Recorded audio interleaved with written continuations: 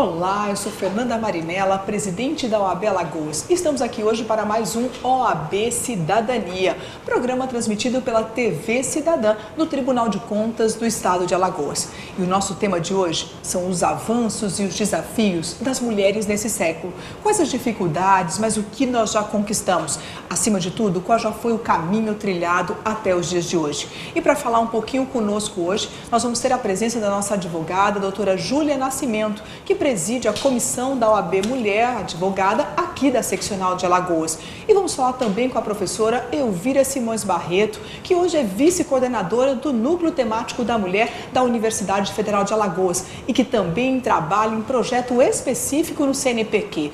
Quais as dúvidas e quais as dificuldades da mulher nesse século? Professora Elvira, quais os desafios e o quanto nós já trilhamos? Qual a avaliação que a senhora faz nos dias de hoje? Desafios são muitos, não é? Ainda muitos desafios, mas tivemos muitas conquistas, inclusive que se destaca no meu ponto de vista, está na consciência do direito à liberdade e no direito da igualdade entre homens e mulheres. As mulheres passaram ascendentemente a ter essa conquista, que está no campo da subjetividade, mas ainda é um desafio grande. A verdade é que durante muitos anos tentaram calar a nossa boca, né? Exato. E nós conquistamos o direito de manifestar, de falar, de pensar e de demonstrar aquilo que pensamos e acreditamos. Eu acho que isso é um ponto importante. A liberdade passa por essa consciência que a mulher tem do direito de se manifestar. Eu acho que isso é fundamental, não é, professora? Exatamente, não é? Quer dizer, até no início... no início da modernidade, as mulheres não poderiam pesquisar nem produzir conhecimento. Você vê que para a própria universidade isso faz uma grande diferença, né? Durante muitos anos, a universidade, os núcleos de pesquisas, eles eram formados unicamente por homens, não é? Porque a mulher não tinha o direito nem a vontade, não podia nem ter a vontade de estar lá, não é verdade? Exatamente. A gente vê que só, vamos dizer, quase no final do século passado, na década de 70, que se consegue formular a pílula anticoncepcional, que foi uma das conquistas, vamos dizer, mais relevantes para as mulheres. Foi um grande avanço para o século, né? A que tem a relação com ciência, porque se fosse o contrário, né? Com certeza. Os homens já teriam descoberto, né? A pílula com muita antecedência. Com certeza. Que parece algo simples, mas foi o direito a ter autonomia sobre o seu corpo, de decidir a respeito da quantidade de filhos, etc. E o Brasil foi, vamos dizer, foi o país que foi exemplar nas mulheres adotando a pílula anticoncepcional.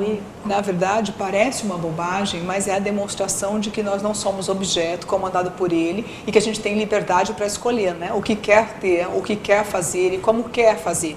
Então, eu acho que isso é fundamental. Mais do que um simples efeito do comprimido, é o psicológico, é todo o subjetivismo que esse elemento traz, essa conquista. E fortalecer mais as famílias também, diminuir a mortalidade materna, que havia bastante, não é?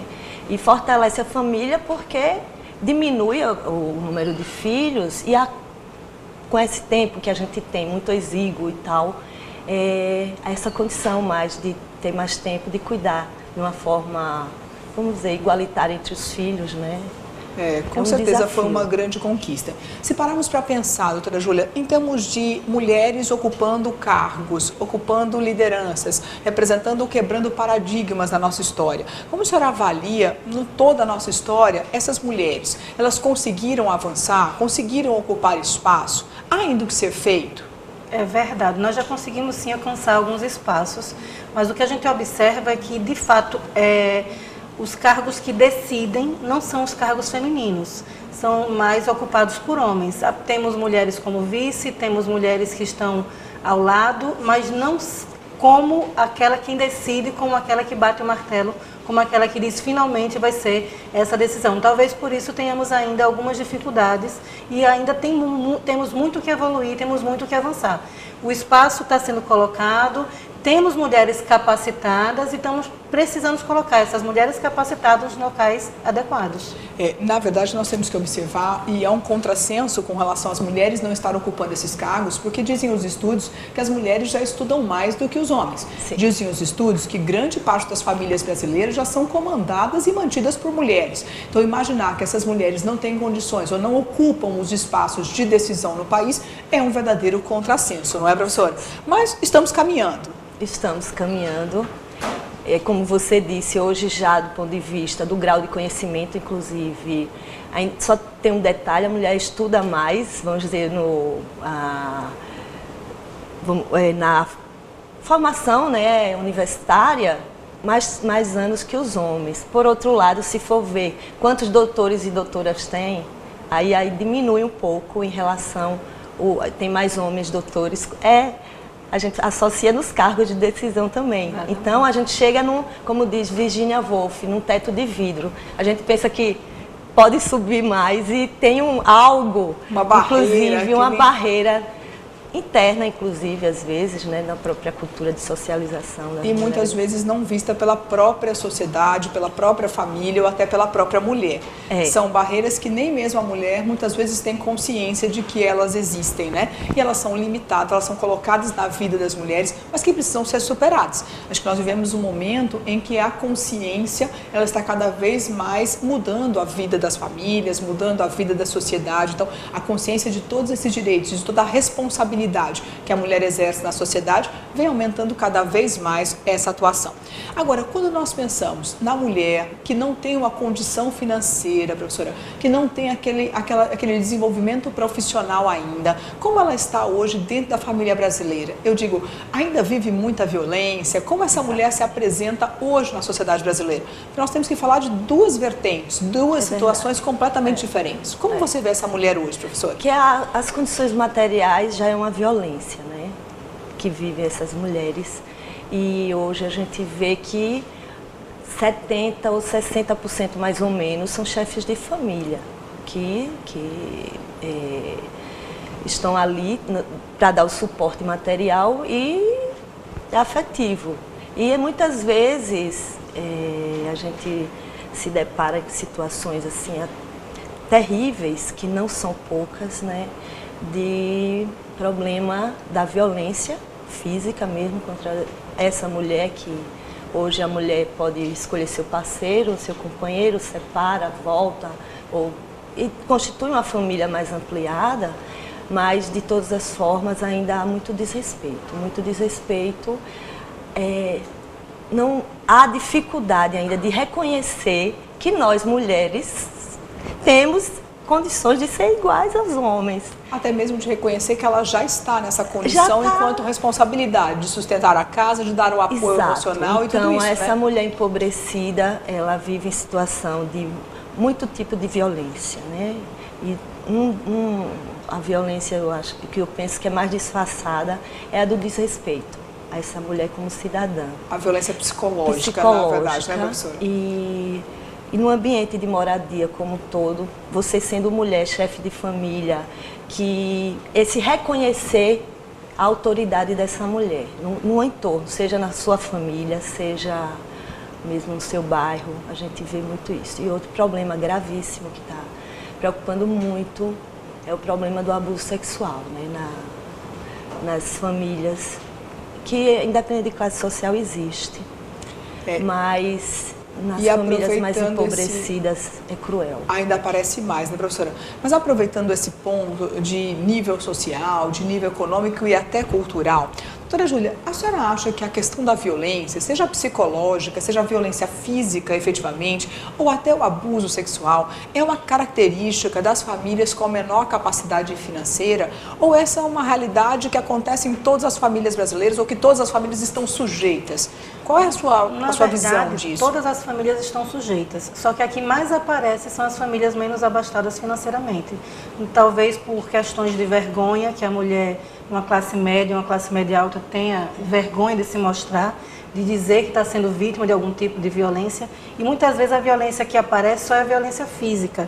Só que a física antes, ela foi acompanhada de várias outras formas de violência durante vários períodos da vida e ela não soube identificar que aquilo era uma violência. Doutora Júlia, a senhora acha então que tem muitas mulheres de uma classe média ou de uma classe média alta que vivem violência, seja psicológica ou até a física, e não denunciam por vergonha? Existe violência. Isso ainda acontece? Na verdade, Fernanda, algumas ainda nem sabem que estão sendo vítimas de violência. Elas não sabem que aquela forma de cuidar do patrimônio dela, que o marido diz que é zelo, é uma violência que não dispõe ela o direito dela tomar conta do próprio patrimônio. Não poder escolher, né, de que forma ela vai usar os seus próprios recursos. Exatamente. Né? Isso não tem nada de zelo, né? Pelo contrário, isso é retirar a liberdade que ela tem, né, de gastar o que ela mesma ganha, né? Exatamente. Então, é uma situação bastante preocupante. Afinal de contas, a violência ela é democrática. Está em todos os níveis, culturais, econômicos e em todas as regiões do país, em todas as religiões, em todo canto. E é o que a colega coloca, muitas vezes a mulher não tem coragem de assumir, ela tem vergonha e fica pensando que isso é um problema da família. Agora, o vizinho escuta e quantas vezes ele não denuncia?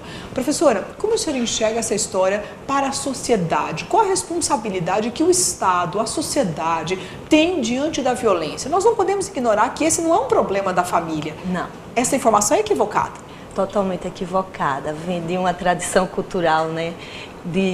Do lugar, a casa é o lugar da intimidade, que não se deve, né, se envolver e tal. Eu acho que a sociedade moderna separou, criou uma barreira cultural, né? Em que até hoje ainda é um desafio. Cultural no sentido de quê? É um desrespeito à intimidade, você invade. E agora é completamente o contrário, não é? Quando a gente precisa que a sociedade assuma uma responsabilidade por essa proteção da criança, da mulher, né? Qualquer situação de violência. Até do idoso, né? Do que idoso, tem escutado tanto muito, isso, não é?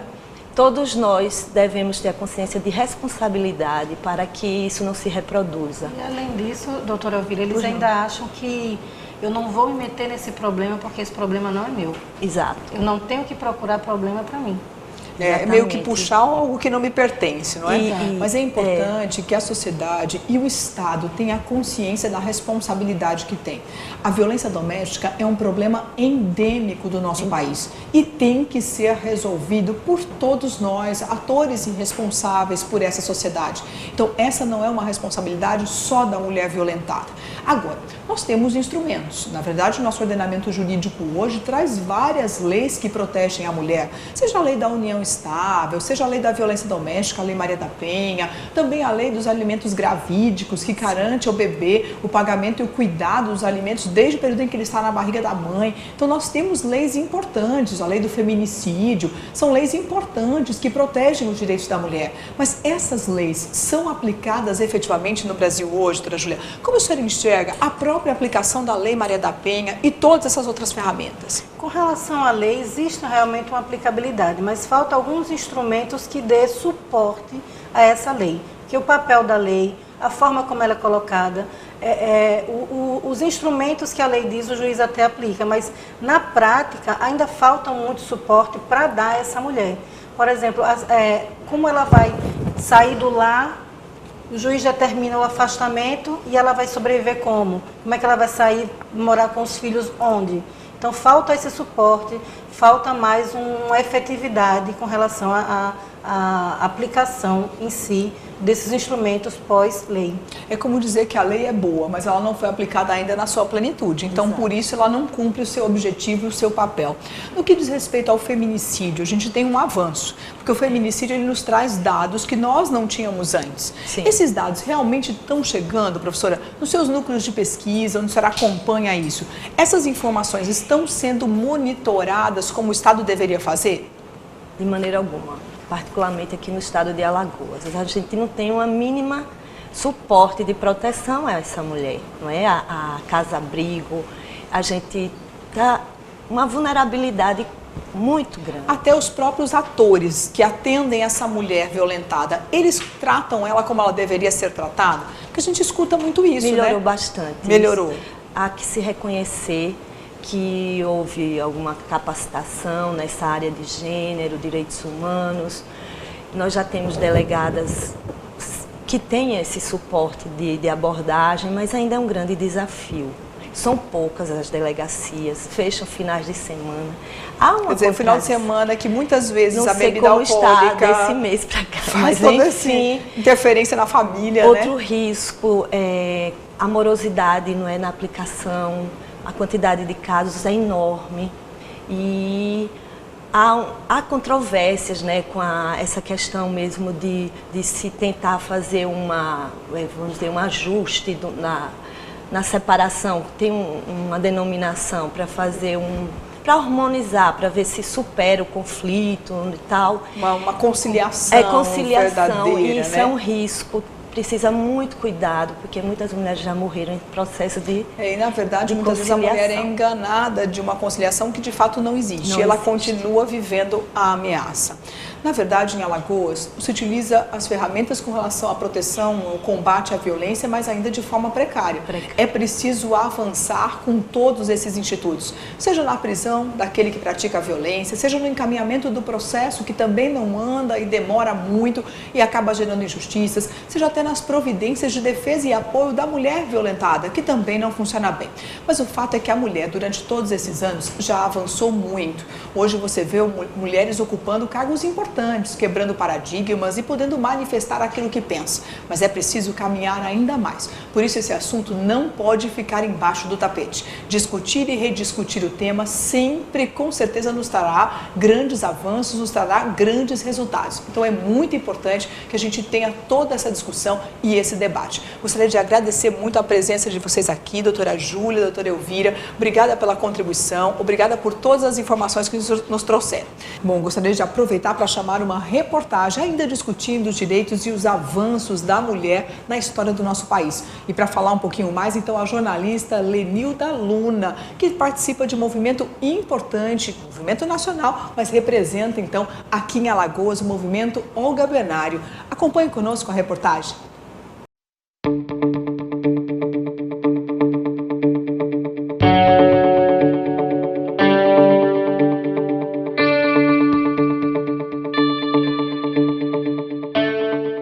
Olá, olha, a equiparação dos direitos das mulheres dentro da sociedade é um assunto que já vem sendo debatido há muito tempo. Várias mulheres construíram essa história de batalha realmente pela garantia desses direitos. Algumas dessas batalhas resultaram em grandes conquistas, em muitos avanços, outras, infelizmente, não chegaram ao desfecho que a gente tanto aguardava. Mas, com certeza, essas mulheres quebraram paradigmas e serviram de influência para novas gerações.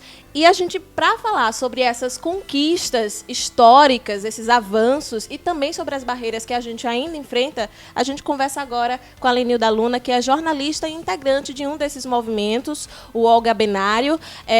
Lenilda, um prazer, primeiro, receber você aqui no OAB Cidadania.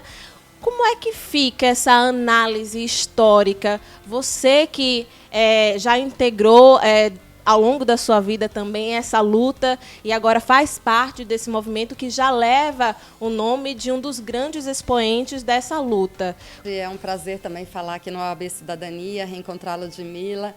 Pois é, Lud, são várias lutas. A luta das mulheres, ela tem uma frente ampla de questões, de bandeiras, né? Que vão desde questões mais individuais até questões coletivas, questões que são específicas da mulher e questões que são tratadas dentro da sociedade, dentro do mundo do trabalho. Então, o movimento de mulheres ele é muito amplo. Nós integramos o movimento Olga Benário, ele vai fazer 5 anos de fundação, ele foi criado a partir de um encontro latino-americano de mulheres em Caracas, na Venezuela, e quando essas mulheres retornaram, as delegadas brasileiras que participaram desse encontro latino-americano, eram 21, de alguns estados, elas resolveram formar esse movimento de mulheres Olga Benário, em homenagem a Olga Benário, que foi uma líder comunista, que veio para o Brasil, cumpriu uma missão e teve uma atuação muito destacada, e uma mulher que, infelizmente, acabou morrendo nos campos nazistas, né, mas deixou uma filha com Luiz Prestes, uma filha brasileira que mora no Rio de Janeiro. Então, uma mulher internacionalista, mas que tem uma história ligada também ao Brasil. E que demonstrou essa força da mulher como militante, como mãe, em todas as frentes. Então, baseado na Olga Benário, nesse exemplo de Olga Benário, a gente constrói esse movimento que luta por questões da mulher na vida social, no mundo do trabalho, também nas questões particulares, porque não dá para tratar, né? São questões que vão desde, por exemplo, uma situação específica como assédio numa entrevista de emprego. A gente já lidou com essas questões, já denunciou. Quer dizer, uma mulher ainda hoje, no século XXI, quando vai se candidatar a um trabalho, ela passa por assédio, por aquela questão de, vamos ver, né? Então, uma pressão para ela se mostrar sexualmente aberta para conseguir essa vaga de emprego. Isso é absurdo no século XXI, mas acontece. Eu comecei a militância na adolescência. Eu imaginava já, nessa altura da vida, pelo menos encontrar um mundo onde as mulheres entrassem e saíssem de relacionamentos de forma mais livre. Mas não é. A gente ainda luta para que ela, no dia que ela decide se divorciar ou por fim no relacionamento, ela tenha a liberdade para isso sem colocar em risco a própria vida, como ainda acontece. Então, são várias questões. Esse ano mesmo a gente começou com uma situação que parecia pequena. Mas, no movimento de mulheres, a gente começa a perceber que a gente não pode deixar passar nada, que as coisas se acumulam. Então, aconteceu o quê? Hoje, as redes sociais, elas pautam muito o movimento, e uma cliente de um bar se sentiu incomodada porque um bar tinha lá frases, já tinham frases, ela que chamou a atenção, dizendo que os hormônios femininos presentes na cerveja fazem com que as pessoas que bebam falem besteira. Quer dizer, uma associação com hormônios femininos e falar besteira. Então, a gente chamou a atenção, besteira como? Quem são as mulheres alagoanas? Nízia da Silveira, que foi, né, uma mulher pioneira, única numa turma masculina de medicina na Universidade da Bahia. Então, são essas mulheres, Dandara, são mulheres, Linda Mascarenhas, que é artista, são tantas mulheres alagoanas que demonstram que hormônios femininos estão associados com pioneirismo, com combate, com luta, com coragem, não com falar besteira. Infelizmente, esse exemplo dá o tom de que é uma coisa muito presente ainda dentro da sociedade, em pessoas que se dizem que não há uma discriminação, que não há um preconceito, mas acaba sendo uma coisa que historicamente vem sendo colocado como normal, né? E é isso que a gente precisa combater. Pois é, a gente começa a lidar com, tanto na questão da mulher, como em outras questões como o racismo. A gente lida com piadinhas e com uma cultura que está entranhada no nosso cotidiano. E por isso, às vezes, a gente não percebe. A gente nem se julga racista, machista, homofóbico, até o momento em que a gente se pega falando, repetindo frases, ou reproduzindo preconceitos, ou fazendo pré-julgamentos, e aí a gente se autoavalia. E isso é importante. É por isso que, quando a gente faz parte de um movimento, a gente chama a atenção, olha, isso aí, essa sua postura é machista. Colocar num bar uma frase que desmerece a mulher, que hoje vai para o bar e paga a cerveja com o dinheiro do trabalho dela, ela paga a conta, quer dizer, então você acha o quê? Você não quer a clientela feminina ali? Ou a mulher ir para o bar, que eu acho uma questão séria, por conta já dessa concepção, quantas vezes mulheres, amigas se reúnem no bar e têm que enfrentar assédio de outros clientes, alguns assédios que quando se diz não, com a educação se afastam, outros não. Já houve casos aqui em Maceió em que, por negar um assédio, uma mulher levou um soco. Acontece. Homens bêbados que acham que uma mulher num bar sozinha não pode dizer não.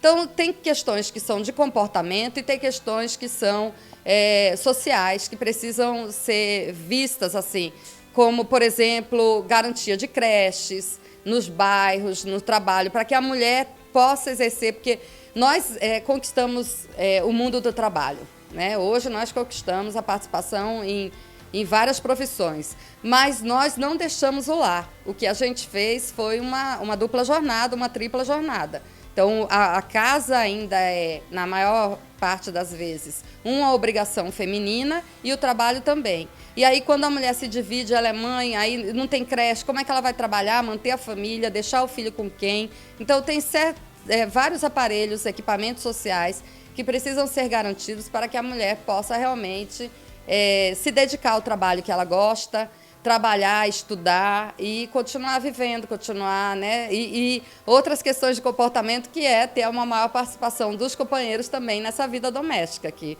alguns bons exemplos a gente já tem, outros ainda está muito distante, né? Lenilda, agora como é que fica a análise? A gente está falando da sociedade, do convívio, né, entre as pessoas. Existem algumas leis que garantem realmente o direito das mulheres. A gente tem uma das grandes leis, que é a Lei Maria da Penha, né, para a proteção realmente da mulher. Mas a gente ainda, você como teve muitos anos na reportagem, já deve ter feito algo do tipo, mostrando que muitas mulheres chegam para denunciar, tentam ter o direito que já está garantido na lei imposto. E há uma discriminação também, às vezes, por parte desses órgãos que deveriam proteger a mulher, que deveriam aplicar essa lei.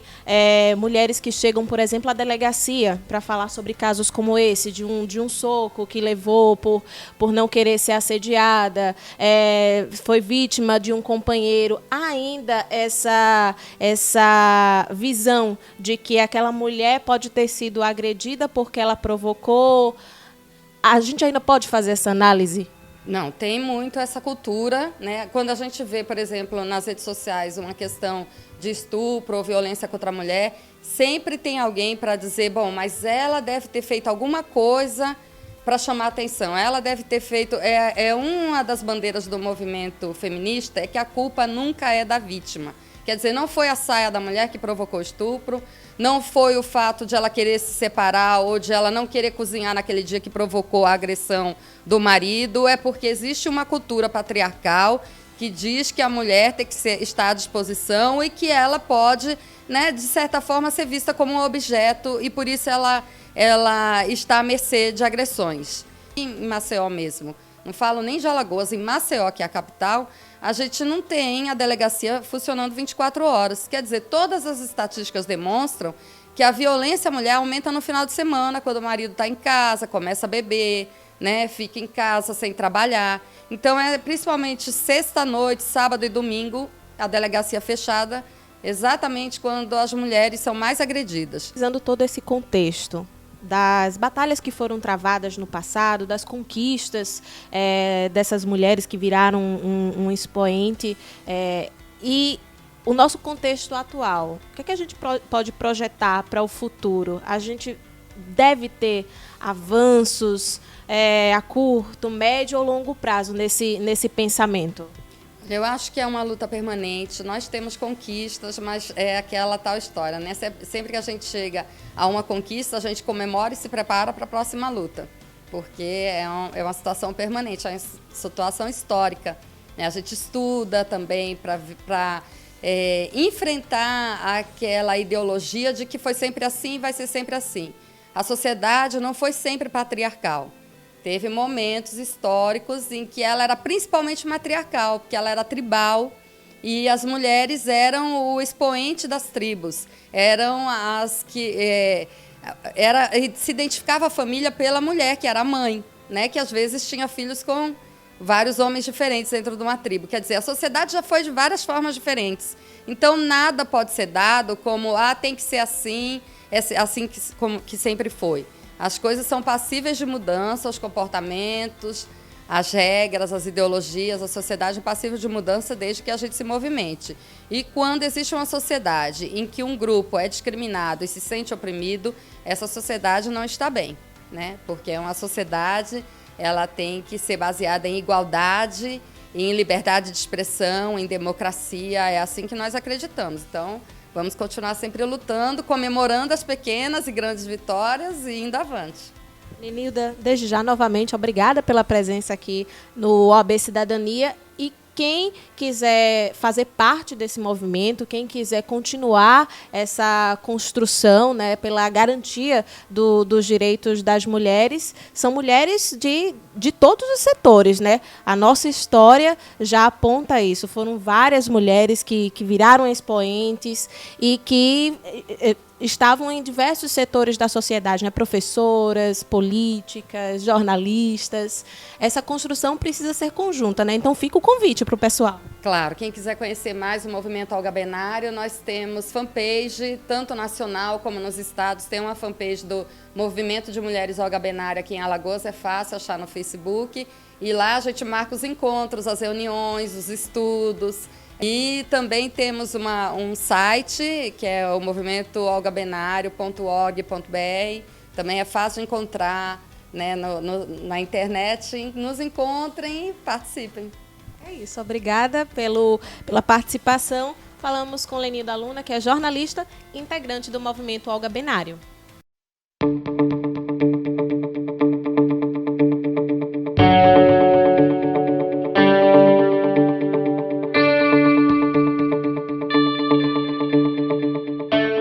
Bom, com todas essas discussões, vários avanços, mas tem muita coisa para ser feito. Vamos continuar sempre discutindo esse tema e acompanhando todas as novidades. Mas para isso, vamos descansar um pouquinho, vamos para o intervalo e até já!